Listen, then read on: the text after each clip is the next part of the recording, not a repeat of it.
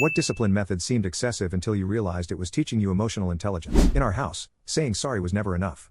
When my siblings and I messed up, whether fighting with each other, breaking something valuable, my parents had a consequence that felt like torture. The apology essay, it worked like this. After any significant wrongdoing, we'd be sent to our rooms with a notebook and precise instructions.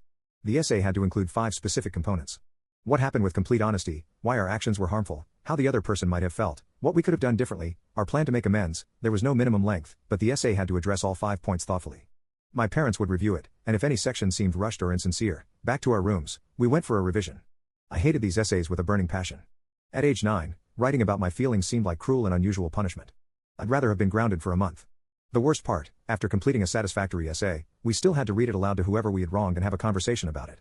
My sister became a master of efficiency, writing neat, concise essays that hit all the points. My brother went the opposite direction with dramatic, emotional narratives. I was somewhere in between, often getting sent back for revisions when I tried to minimize my role. In college, my roommate was stunned when I responded to our first argument with, "I'm sorry I took your leftovers without asking. I wasn't thinking about how you've been looking forward to them. It was inconsiderate and violated your trust. Next time I'll check with you first and I'll replace them tomorrow." He looked at me strangely and said, "That's the most complete apology I've ever heard." That's when it clicked. Those dreaded essays had trained me to process emotions, take responsibility, and repair relationships, skills most adults struggle with their entire lives.